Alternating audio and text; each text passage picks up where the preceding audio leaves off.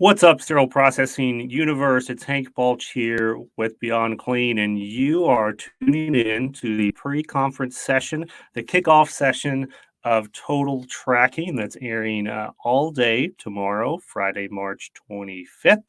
But if you're tuning in live, you're watching this on Thursday evening. So you're like those folks at the door of the department store before it opens, knocking on the door, open, because you just can't wait for the great conversation that we're going to be having all about tracking systems tonight and all day tomorrow. 10 total CEs. Wow. That's like almost enough CEs to completely recertify if you've got one certification. Plus, if you're just looking for a couple of other CEs to take you over the edge on your multiple certifications, this is a great opportunity if you're nerding out on all things instrument tracking to get your fill. But on tonight's session, we're going to talk about a couple of those topics that, we probably say to each other in the break room or behind closed doors, complaining and or bragging about tracking systems and the place that they have today in our industry. So I want to get into a lot of just transparent honesty, which is why we're calling this session Total Transparency, around what are the challenges? How are these things being used? Talk about a couple of different perspectives from the technicians, from the leaders, from the vendor side of the equation in really driving this technology home. Before we get to our great panel tonight, I do want to remind you it's not too late to register to join us at the conference tomorrow. And I'm going to put a little graphic on the screen here to give you that registration information. You can go to educate.beyondclean.net/total tracking 2022 to get registered. It's free, it's global, it's going to be a lot of fun. And just because you can't take off all day Friday to join us in those sessions, any of the sessions that you miss, you can watch later on demand, even if it's the whole conference. So go ahead and get registered. That way we've got all your contact information to ping you after the event and say, hey, they're ready to watch now. You can send them to your managers, to your coworkers, etc., to continue learning about all the awesome things that tracking systems can do and are doing today in this space. So make sure to get registered now if you're watching live, or anytime that you happen to see this video. If it's like 2 months later and you're finally logging on LinkedIn, you're like, oh man, I missed that. Don't worry about it, because those things are available forever. Just go to the same site, get registered, and then you can consume the whole conference at that time. Okay. Without further ado, let's bring in our panelists for this conversation, and we'll let them introduce themselves to y'all. We'll start here with Angus. Please tell us who you are and why you're passionate about instrument tracking systems. Oh, man. My name is Angus Bruce. I'm the director for Sterile Processing at Anne Arundel Center in Maryland, Annapolis, Maryland. And the reason why I'm passionate about instrument tracking is because it has something for the management team, but also for the technicians. I think it makes both sides able to do their job very efficiently, but with confidence. Okay, and we'll drill down into that a little bit more for the rest of this panel. So that's a great intro. And Kelly, who are you and why are you so passionate about instrument tracking? Thank you, Hank. I'm Kelly Swales. I work as the Director of Clinical Services for Census Technologies. Most people know us by our main product, SensorTrack, which is a tracking system. And, I started my healthcare career as a surge tech where we processed our own instruments. We had one person that worked during the day in SPD. Other than that, you did your own instruments. And so I know what it was like having to write everything out, having to go get a count sheet out of the drawer and check off the boxes as to what you're putting in there. And so then when we got SensorTrack at our facility back in 2009, I mean, you thought we died and went to heaven. This was the greatest thing in the world. So since then, I've always been very passionate about tracking systems, and I've used a variety. And so when I was tired of working in the hospital and wanted to go travel and educate and do something different, first resume I sent out was the census, and here I am 6 years later. That's a great reminder for folks. I actually did a video about that, I don't know, maybe a year and a half ago on career growth opportunities. But I think folks forget that with those sterile processing skills that you're developing, there are a lot of companies out there in the tracking system space. If you love your tracking system, if you love technology, and you want to see departments improve, that's a role that you can apply for. And I see a lot of jobs being posted from all the companies out there. So I guess it's a good business to be in these days. Yes. I do want to remind, I should have said this at the front end, but the sponsor for this whole conference is Census Technology. So I want to give a shout out to them for investing in educational conversations like this, and for all of our great speakers, not only on this panel, but everybody else that's going to be presenting and teaching tomorrow. Thank you for sharing your time and your insight with the whole world. So really appreciate that. Jumping right into it, okay? I got a question here that I'm going to kind of set out. And it goes like a lot of these questions, just questions that I have, honestly, but hopefully other folks find them interesting as well. Where are we as an industry in terms of prioritizing tracking systems as the heartbeat of our departments? Like, you hear a lot of times that sterile processing is the heart of the hospital. Well, what's the heart of the heart? Or what's the heartbeat of the heart? And is that the tracking system? Is that the right place for the tracking system? Or is the industry in general kind of viewing still this technology as, that's great, but it's an accessory. It's not really the core of what's going on or should be going on in terms of technology in sterile processing. And let me throw this to Angus first. Like, what are your thoughts on that? Well, I think to answer this question, I would say, you know what, the heart of the department is the actual staff. Without the staff, you can't do anything. Right. Okay. Good point. You can't do anything. The other part to this is that I think what happens with managers they know they want a tracking system, but it is hard to quantify the goals. Let me back up. It's hard to quantify to get to a bean counter to purchase a tracking system. So you're talking about like justification there, the right? Justification. Okay. We all know what it can and cannot do, but the bean counters are just looking at a number. And I think that's where a lot of CS management teams struggle with, is writing that justification and providing the data behind it, why we should make this purchase. So let me, I want to pull Kelly in here, and then I've got a follow up to what you just said, Angus, but I want to make sure that we kind of get the two perspectives here. So what is your thought on the place today in most department leaders and technicians, like when they think about the tracking system, how close to the center of everything in SPD are they putting this kind of technology, Kelly? So as Angus mentioned, I mean, yes, staffing obviously is number one, but I do feel that your tracking system is the heartbeat, and that we look at the importance on that. Everything you do, every process you do, every task you do should be documented. And with a tracking system, it can be. And it can be simply documented with a quick scan, which is a lot faster than having to write down. Along with that, it's going to keep you compliant. So if I'm supposed to check sterilizer drains in the morning, and I've correctly set this up in my tracking system, that when I do this, I scan the barcode, say that's completed. And then if it's not done by, say, 9 a.m., I have an email sent out to whoever I've designated saying, hey, this hasn't been done. Yeah. So now you get this, you go in the department, you say, hey, so-and-so, or like this didn't get done. And they go do it. And now you're 100% compliant. Along with that, you have electronic records.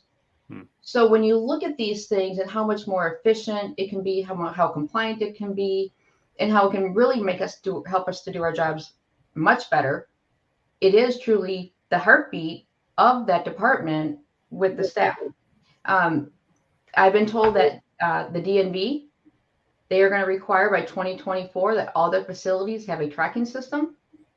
Wow. So and that's not that far away. So that right there confirms and shows you the importance, the benefits, the efficiencies, everything that comes with a tracking system. And so that's huge when you've got accreditation right organization coming through and saying, you have to have this. And so for folks who are not familiar with DNV, as Kelly just mentioned, that is one of the growing accreditation groups out there, similar to the Joint Commission. So it's the DNV, not the DMV, Department of Motor Vehicles. But yeah, that's an important point. I had not heard that, that they're looking that closely to standardizing it, but it makes sense because it's already happened with electronic medical records. Yep. You don't go to hospitals anymore that don't have one of those, and it's just the way of the world. I want to try to synergize the responses here that I heard, and maybe go a little too far to that analogy, but mine as well. If the people are the blood and the tracking system is the heartbeat that's pushing the blood through the process, or the instruments, let's say the instruments are the blood, but somehow the blood's got to get through the heart into the rest of the body. Yes. And if that tracking system is what structures that process in a compliant fashion, that it's going the right direction when it needs to go there, compliantly documented along the way, I think whatever metaphor we want to use, the comparison as you were making, to the manual tracking is it's a big step in the direction of true compliance and hardwired compliance. But this is my follow-up back to Angus here that I really wanted to get some perspective from you. In that question, I'll put this back up on the screen here. At the end, I said, are they seen as an accessory to the real work of the department? And in your answer, you mentioned, justification is one of the challenges. Like, how do we put the numbers to this and say we really need it? But let's assume that you got it. Mm-hmm. In your experience out there in the space, do you see the utilization of these technologies and the investment at that bean counter said, yes, you've convinced me, let's do it? If they came back 5 years later and start looking at how much our departments are utilizing tracking systems today, would they say, oh, yeah, 100%, you're doing everything that you told me that you could do, that you would do with it? Or is it kind of going to the back of the accessory drawer, with all the other cords and widgets and extra stuff that we have in an apartment, like borescopes that just are not being used the way that they should? Where do you kind of sit on that spectrum? I would say that's a case by case, hospital by hospital. There are some hospitals that I would say use probably a full 80-90% of it. Okay. And there's some that only use, half of the true potential of it. But again, it goes by case. I could tell you for a fact that I try to maximize my tracking system to its full capability. I pull numbers out of that I report to infection control monthly, that I report to finance. There's productivity reports that I use with my staff. Trend-ins, we do trends in there. So I try to maximize it and get as much out of it as possible. My operating room team leads, they have visibility in SPM. They use it as well. They're pretty good at it. And when we have a conversation, there is not me trying to justify. They already see what the numbers are trending, and it turns into a real good conversation. What are your thoughts on that, Kelly? Like, you're in the space and you're around a lot of different facilities out there. Do you see that as a gap potentially where we've got a large percentage of departments now, still not large enough, but we got a large percentage that are on some kind of tracking system? The ones that are they using them as that central core that we've been talking about? Are they kind of, good enough to get by, but then not to that level that Angus mentioned of really diving into all the bells and whistles that they offer?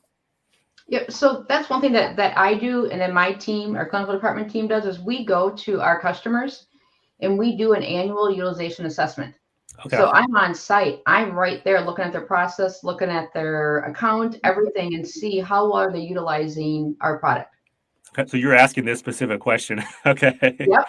And Okay. so what I typically, I'm seeing a lot is life cycle of a container. Yes, I'm seeing the basics. They're using it. But then we have so many more features and functions and patient safety tools and different things that maybe they're not using it or using it to its fullest potential. Mm-hmm. So then Okay. that's where I come along and say, I really recommend you turn on the sequence. And anytime you're out of sequence of that life cycle of a container, you're going to receive an alert. So when you talk about your bean counters and how do I justify needing a tracking system, or you've had it now, as you said, 5 years and we come back, I can look and see, basically I would say to them, we're a preventative department. We're not a revenue generating. So I can't sit here and say, here's our return on investment simply based on our number of procedures or anything, because it's a little more challenging when we're preventing. Well, if I went and ran my out of sequence report and I looked to see how many times was a sterilization scan missed, and then go look at that container and see what happened, what was the next step in there, right there, if one time of preventing an unsterile item from leaving your department or being used on a patient, and you just more than paid for that tracking system. You just more than proved there's our return on investment. There's why we need this and how it's wonderful. Right. And as you were talking, I also thought of something Angus said earlier that I guess is important to bring up. And we may get into this later, actually, in the vendor perspective on tracking innovation, et cetera. But, you have to build a system that's big enough to support the most complex customer. And then also, obviously, all the other different customers who are doing different things in different ways have to have what they need to do their workflow. So it's not surprising at a smaller facility with some simple workflows isn't going to be using everything that they could use because they just don't need it. But the tools that are available, I guess, was my biggest question on if there is a tool that's in your tracking system that would help your workflow, are you using it? And if not, why not? So it's very good to hear that you're asking that question. I hope other folks out there in the tracking system space or on the clinical side are asking, hey, is there something in here that can help us not do this process manually? If it's clinic tracking, if it's repairs, etc. Let's go on to, and I kind of break down the next set of questions in different categories. So we're going to be thinking like technicians, frontline professionals, and then we're going to go to the leadership perspective, department leadership perspective, and then finally to the vendor perspective. But let's start here as technicians. I remember when I started as a frontline technician, we were talking off the air. We were using a particular tracking system, and it was completely foreign to me because I had never done sterile processing. So I'm learning all these names and everything else. And then I'm like, oh, and there's a whole computer program that's not like Microsoft Excel that I have to use and learn and scan. This is going to take me forever to learn. It didn't take me that long, but I was at the beginning kind of afraid of it, like afraid that I'm going to scan something and I'm going to blow up the operating room somehow,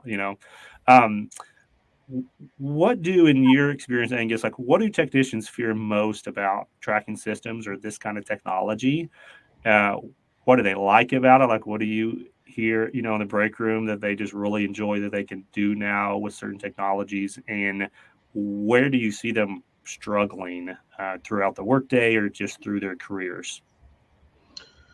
Well, I'd say change. Change is everybody's fear. Everybody fears change. But I would say the one thing that they like about the tracking system is the ease once they get used to it. Also, the tools to help them. Some tracking systems have it where you can see pictures, catalog numbers. It connects to one source or whatever resource you want it to connect to. So they like that, having that feature there. What do they struggle with? It's like anything that you're learning for the first time, getting the hang of it. And then once they get the hang of it, if they're properly trained and orientated onto the system, after a couple of weeks, they become masters at it. But going back to that same question, you're going to have part of your department that are tech savvy too, that they pick it up right away. But then you're going to have the other part, or a small fragment of your department, that are not as tech savvy, and that's where you got to try to help them to help each other out with it. And I don't want to give away the farm here, but a little plug for next season of the Beyond Clean podcast, season 16. We get Angus in the studio and we talk specifically about this question, this challenge, that multi-generational workforce and all this high-tech stuff that we're throwing at them 24/7. How do you navigate that? So if he just piqued your interest, stay tuned to Beyond Clean for season 16. It's called Yes, We Scan. And you're going to love that conversation as well. Kelly, what do you have to add to this? Because again, like, you're in departments all the time. You're talking to frontline technicians, and oftentimes they probably see you come in the door and they're like, okay, yay, finally someone who can answer this one little minute question, or someone who can show me how to navigate, these windows. Is it only fear of change? Do you hear like other fears from these technicians? And do you hear specific things that they're just like, oh, I love that this system can do X, Y, and Z? Yep, I think I hear it all. I think I've heard it all, and I'll hear something new next time. So I started with Census doing implementations. So this is customers that have purchased our product, and then I go on site and train the staff. And so I'll never forget, I was fairly new in my role, had a lady that had never used a computer, did not own a cell phone, and was scared to death of this tracking system. So I come on site, hi, I'm Kelly, I'm here, blah, blah, blah. And this lady was so nervous. And she had to keep excusing herself and coming back. I left there after 2 weeks of being on site doing her training, and she was hugging me and couldn't thank me enough and thought this was the greatest thing in the world. So I always use that as if she can do it, anyone can do it. Yeah. And I know change is hard, and some people can grasp it and some can't. When I come on site to our customers that have SenseTrack and that they've had it, many times I get the, why are you doing this? You're just making our life more difficult. That person. And we're going to come back to that point, okay? But yeah, continue. But I want to come back. That's a big point. Let me explain the why. You weren't running a wash test in your cart washer. Per AMI SD 79, you're supposed to be running a wash test in there every day that it's used. So all I'm doing is showing you, hey, here's the efficient, easy way to do it in SenseTrack just by scanning versus having to write everything down. And it's, oh, okay. And it's always kind of that why. So I think sometimes leadership forgets to tell them the why and how, hey, if we didn't have this tracking system, we'd be writing everything down. Think of back before you had a tracking system and you used to have to write everything on a load card that was going in that sterilizer. It took forever. Now, in the time it takes me to write out, Cynthy small frag, I can probably have that whole set scanned. Right. And then I'm not trying to read someone's writing. So I think it's, you've got that change, get them over that learning curve, and then everybody loves it.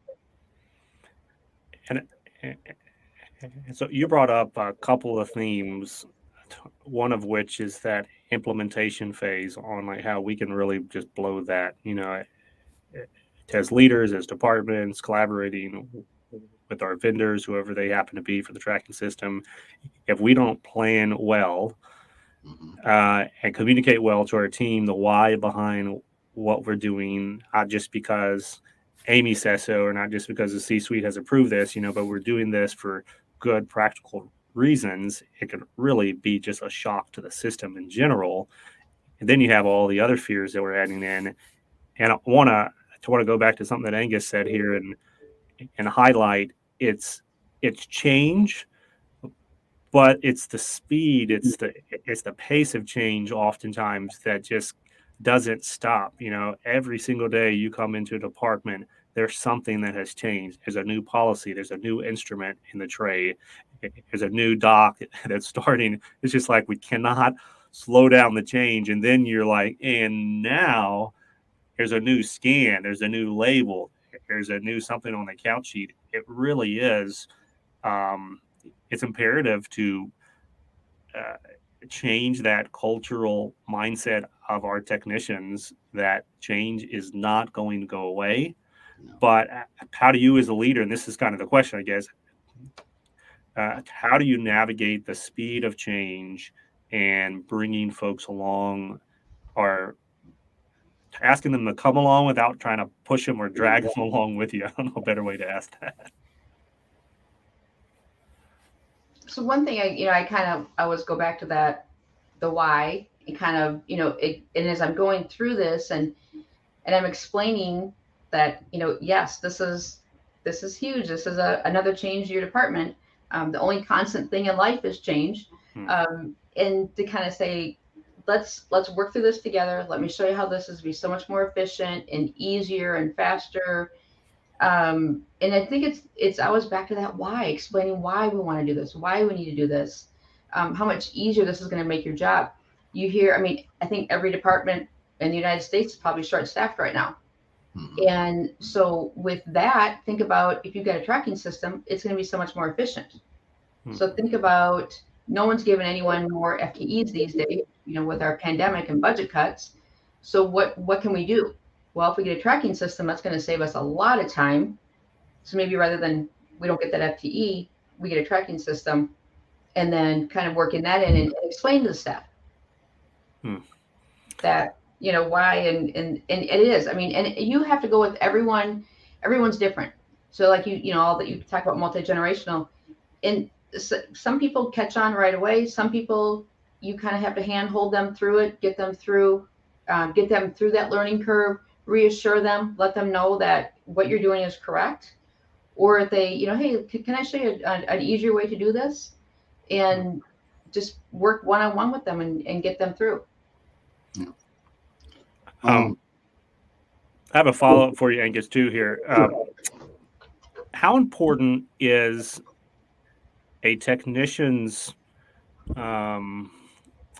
what's the word I'm looking for, integrity in this process? And I'm thinking in terms of manual tracking. It's very easy to do things that are not traceable or accountable because there's no scan.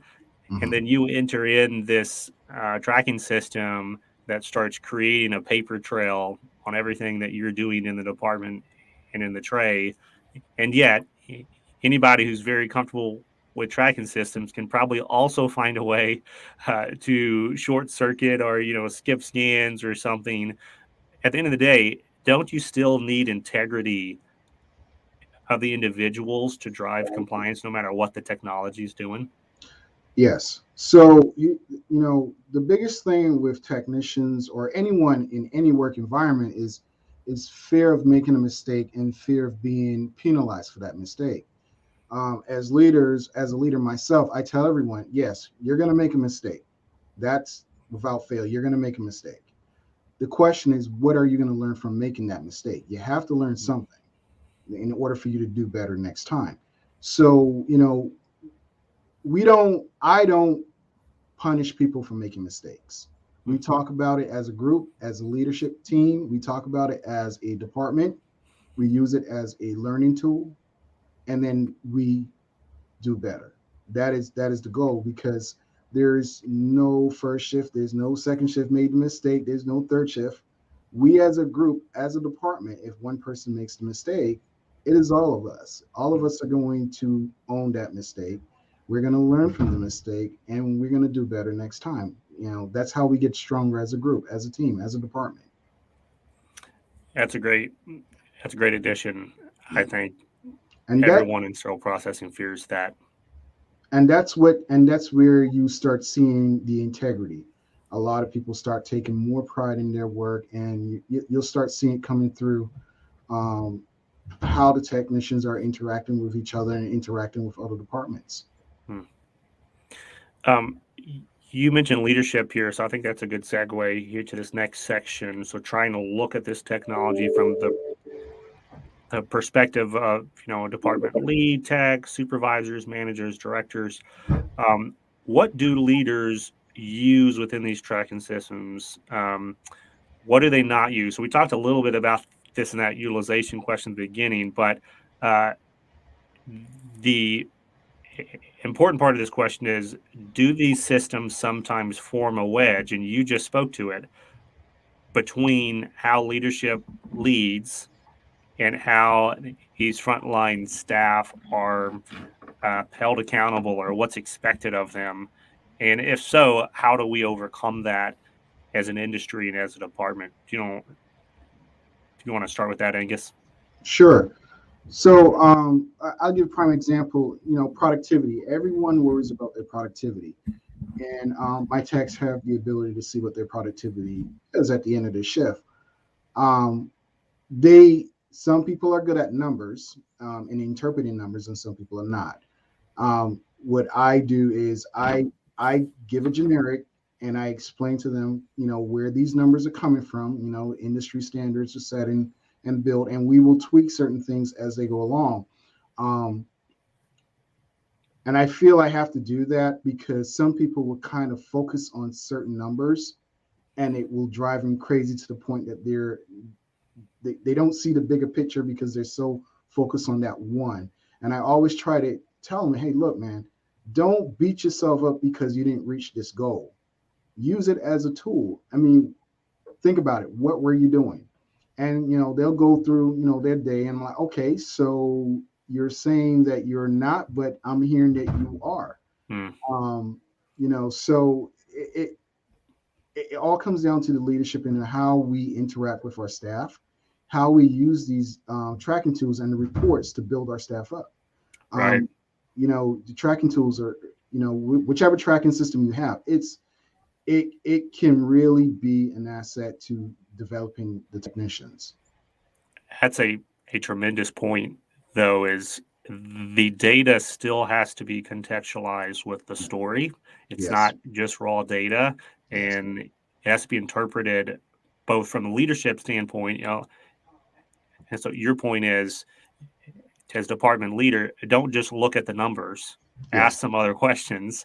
Yes. And then for the technicians, don't, feel good or feel bad just based on the numbers. Ask yourself, what was I doing? Because you can get some pretty high numbers if you're just skipping steps, not caring about quality, trying to rush it. Like, you can really get some high productivity numbers, but that's not the goal at the end of the day. And likewise, to your story, if you're the one that's answering the phone, opening the door, unloading the cart washer, and your production numbers in assembly are a little lower that day, well, that's why, because you're helping everybody else get their jobs done. So that interpretation is key. On this point, Kelly, do you see any theme when you're talking to leaders about like where they struggle with these tracking systems, or what kind of data they find most valuable? Like, we've talked about the production data. Is there anything else in here tool wise that you're like, oh yeah, all the leaders I've talked to love this? Yep. So I think one of that I see the most that people really love is quality feedback, because I look at it as, look at quality feedback as an opportunity for education.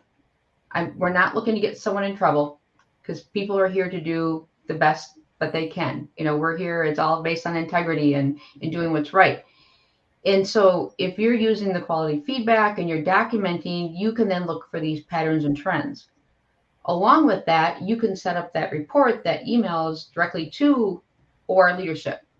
So if we have quality feedback today, we've got 3 ENT trays that had no pre-clean. OR leadership comes in the next morning, they bring that report to huddle, and they say, yesterday we had 3 ENT trays with no pre-clean. What's going on? And everyone looks at Sam as like, Sam, you're in the ENT Yeah. room. And Sam says, oh, the spray bottle was empty and I didn't know where to find new, because Sam is new. Yep. Guess what? Sam's going to learn today where those extra spray bottles are, and it's not going to happen. So you're able to nip it in the bud right then and there, rather than waiting for a end of the month report, end of the quarter report. Along with that, then you can see the patterns and the trends. So for example, at my facility, I couldn't figure this out. And I said, you guys, what am I missing? Why I'm not seeing this? Certain time of the year, we see a rise in sharps from the ER. And I'm like, why is this happening? And someone said it's when they get new med students and residents. And I was like, oh, you're right. It's like right there in front of my face. So I went to the director of that program. worked with them, education, and you saw a huge decline. So there, it was just education. And it was not only with the residents and the med students, it was the ER staff too, to say, come on, when you get new ones in, you need to check this before you just put that tray in. But there, it was just education. You know, I grew up with the whole, if you learn from your mistakes, it's never a mistake, it becomes a lesson. Yes. So there, you know, we go with this, like you said, learn from your mistakes, learn, and it's all about education. Yes, it is. It is. Is there any part of tracking systems out there on the market today that the two of y'all would say the department leaders should pay more attention to, and they are, like, besides the ones that we've mentioned? Is there anything else out there you're like, yeah, this is really something that would add a lot of value if more of our leaders took notice?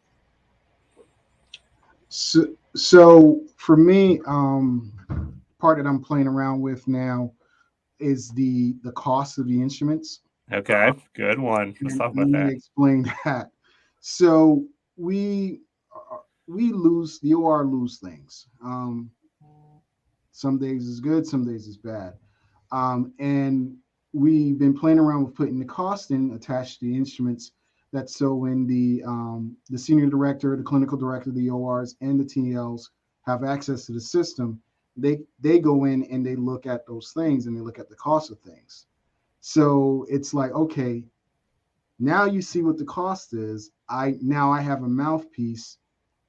Now you're helping me talk to your teams about the importance of putting this stuff back together again.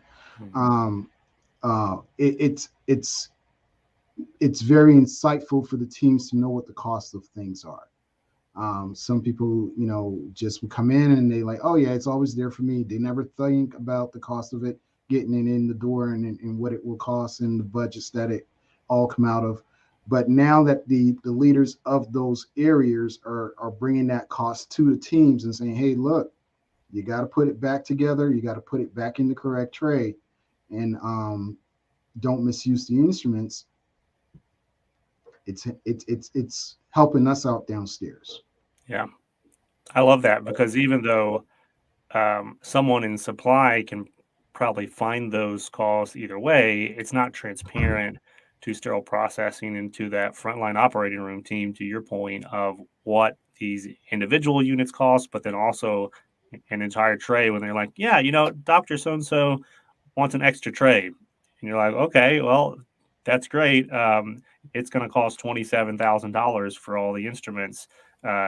Who's going to approve that budget? You know, like, who do I talk to for that? And just bringing that to that conscious awareness, I guess, is what you were saying. Yeah. I know there's been a number of departments out there who have done this, you know, but we've made posters of like a new car or like used car, you know, but like a $6,000 car or $12,000 car. And then we've put a picture of like a comparative instrument. It was also like 12 grand, like a retractor set or something, and said, hey, if this ends up in the trash, like, you just threw away a car. Like, this is what we're working with here. So that's great.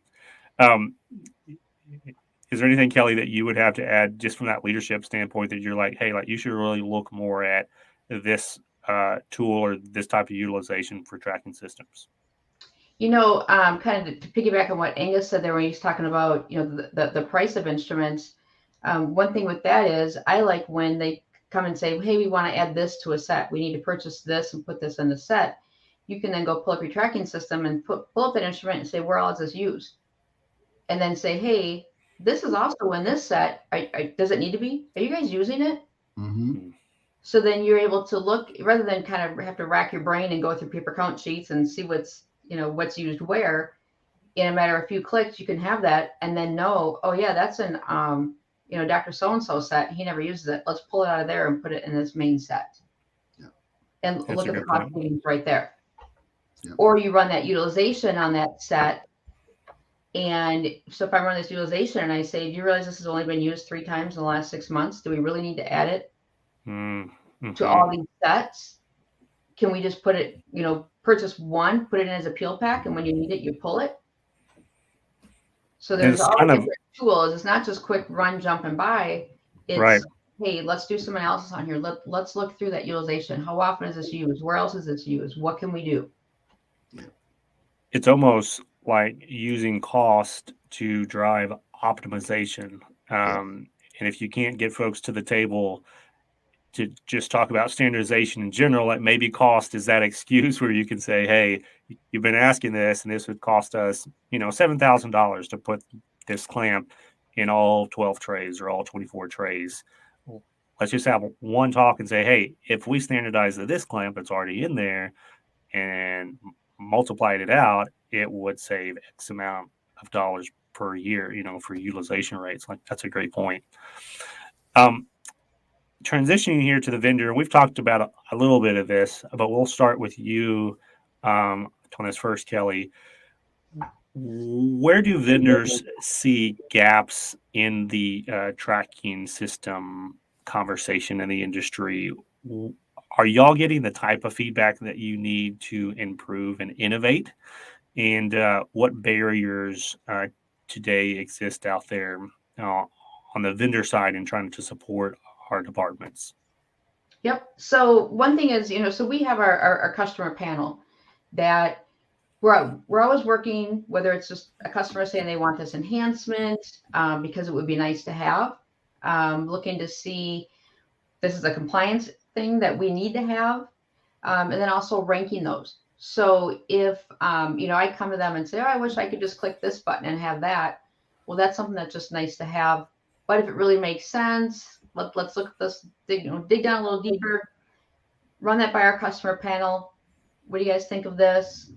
So that we work, we have the opinions of the people that are using this product on a daily basis.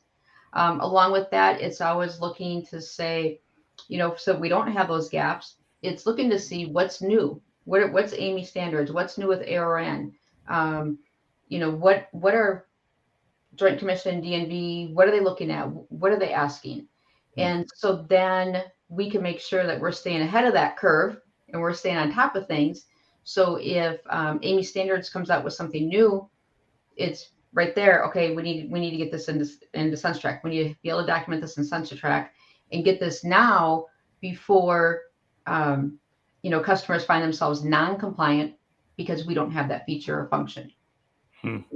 So sometimes I've had customers say, oh, I wish we could do that in SensorTrack. And I'm like, well, you can. And they're like, what? And so I show them, and it's like, oh, win-win, because you can do it. So regardless, whatever tracking system you have, if there's something you want to be able to do, something you need to be able to do for compliance, for just a hospital requirement, always reach out to your company that you're working with and say, hey, I need this, I want this, I'd like this, because without hearing from customers, we would never know.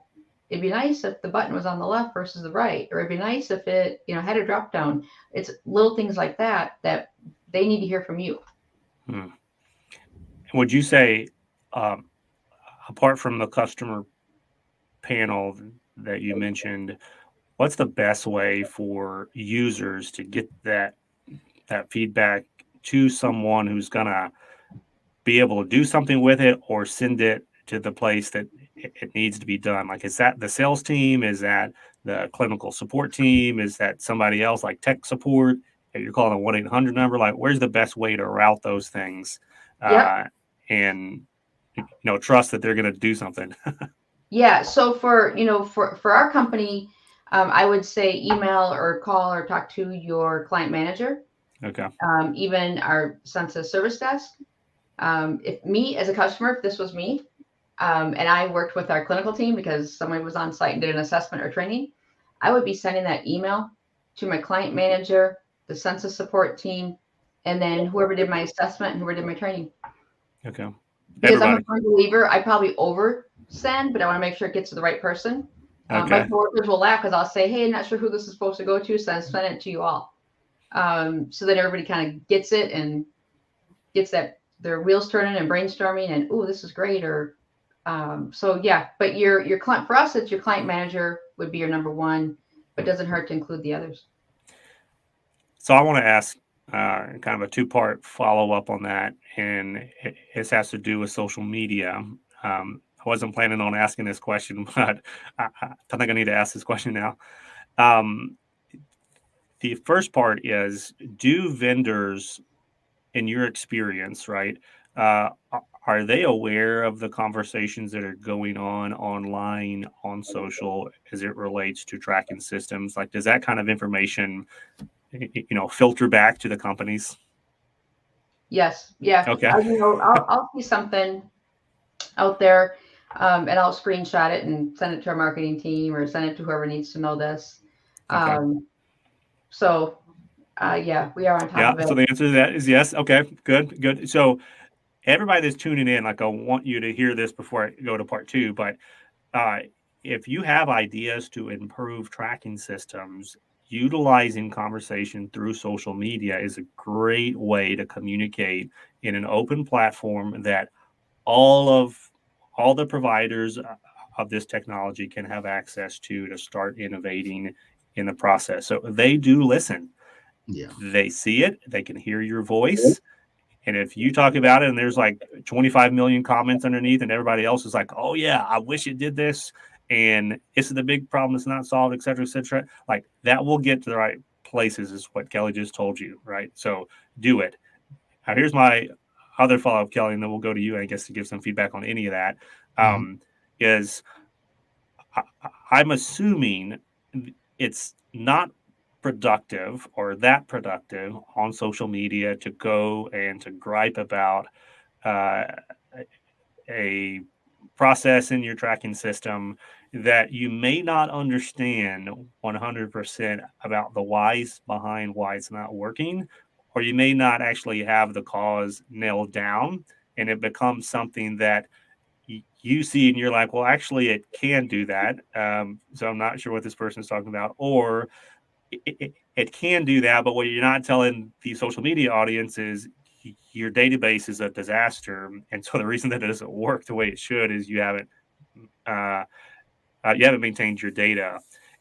I'm assuming that kind of going to gripe about your tracking system is not productive. Am I right, or am I missing that?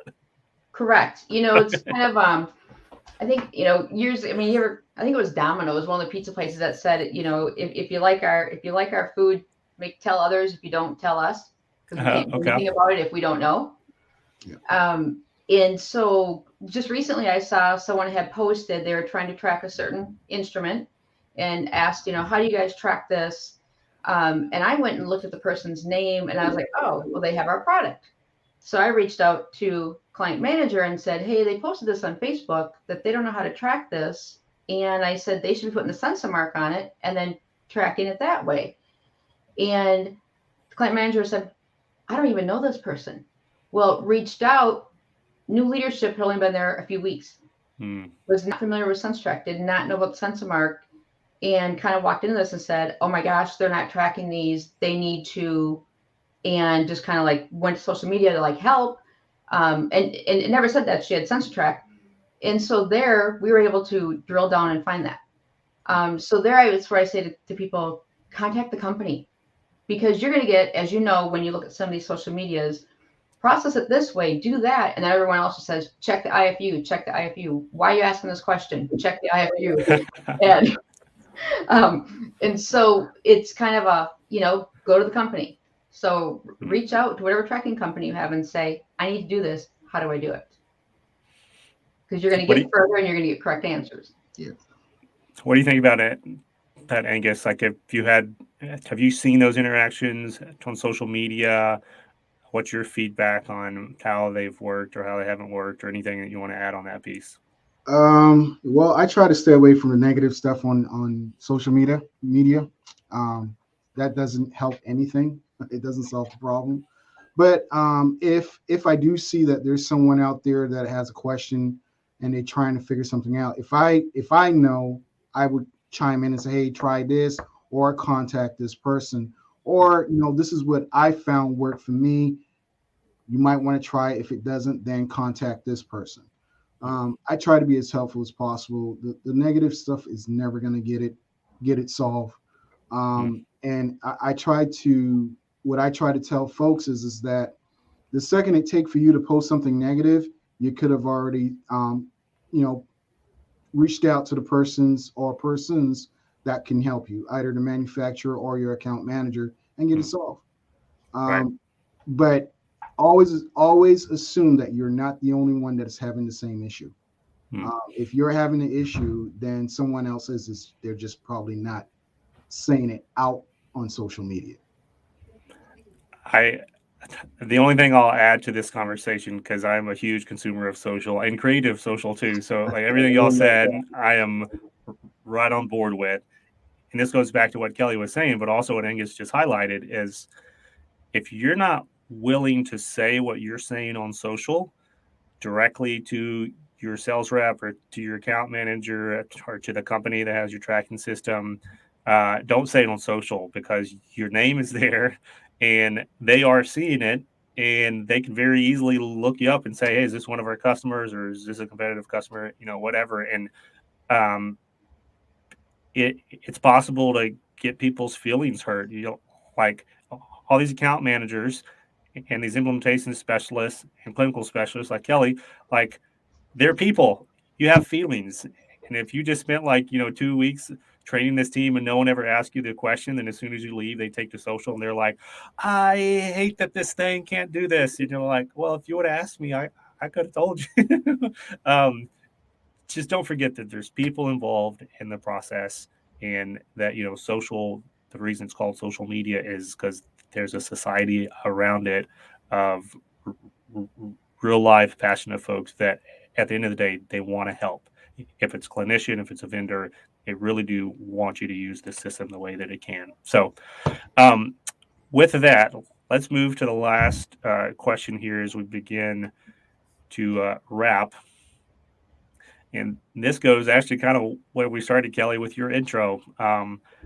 Will we ever be able to bridge the technology divide between the operating room and sterile processing if we're using different systems and programs? How have you seen this play out in your career? And particularly what I'm referencing here is we often have a program for preference cards and for case scheduling, and then we get to sterile processing and it's completely different. And then we do our process, and then boom, it's kind of back to the OR process. And oftentimes that data is not talking to each other the way that it should be, or the departments are not talking to each other the way that they should be. Like, what have you seen be successful out there, Kelly? And can you give any tips or any perspective on this in the industry, the trend that we're going? Yeah. I think one of the best things with our tracking system would be to link your electronic medical record. So whether that's Cerner, Epic, Meditech, all the other ones out there, link that with your sensor track. So then whatever's on your preference card and showing it needs to be picked, when I go to pick that case, whether it's the OR that picks cases or SPD that picks cases, they both can use everything. It's going to tell me exactly what's needed.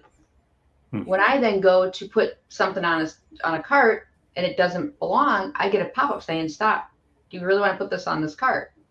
And it'll go, oh my goodness, I almost put a TNA tray on the lap chole case because somebody put it away in the wrong spot. So just kind of a nice catch there.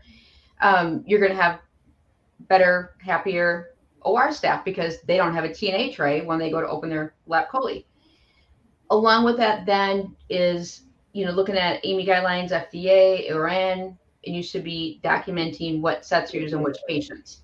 Yes. Well, if you're interfacing that, even if you're not interfacing, you can still do it. A little easier though if you are interfacing. As I'm picking those cases, it's linking right to that procedure. So I know exactly what was used. And then if I don't use something, I just take it off. So then you always know exactly what was used. You got that history. And I think a lot of that is, think of it as you need a workshop with OR-SPD staff and just looking at the integration of your technologies and how we can benefit each other, how they work together. Along with that is have your SPD staff shadow a surge tech for the day. Have your surge tech shadow down an SPD. So I think if you really understand and learn what each other does and how important it is that everyone does their their part, because it all feeds into one successful quality product, you're going to have better relationships. You're going to have better understanding. I was hiring scrub techs for a while there for SPD, because I wasn't getting applicants for SPD. And everyone's like, yeah, but they're here 6 months and they go to the OR. And I said, but you know what? They're the best ones, because now they're an advocate for us, and their trays better come back 100% perfect every single time. Because they got no excuse. Yep. And so I said, and then, hey, we need help. Come down and work for us. We'll pay your overtime. But so kind of that they then became the ambassadors of SPD up in the OR. And that really brings us back to where Angus started in your answer about the heartbeat, because you said it's the people at the end of the day that will complete the chain, from beginning to end. Like, there's a person on the table, there's people in the OR doing their procedure, there's people that are going to be pre-cleaning that tray, there's people that are going to be receiving a decontam, the whole process. It's people first.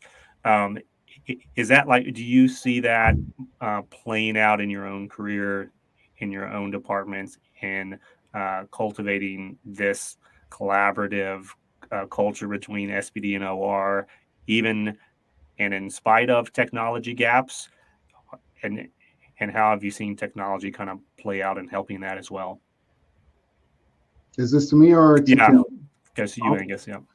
Well, technology is beginning to drive everything, and part of it is we're in a society now where we're trying to be efficient, work with less, but be efficient at what we do, and measure everything that we're doing, and have that quality and accountability.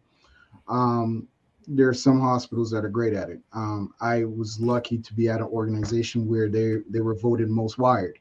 Oh yeah, nice. Yeah, they were voted most wired in a few years running now in a row. So I'm truly blessed to be in an organization that sees the technology and binding that with the people as a priority.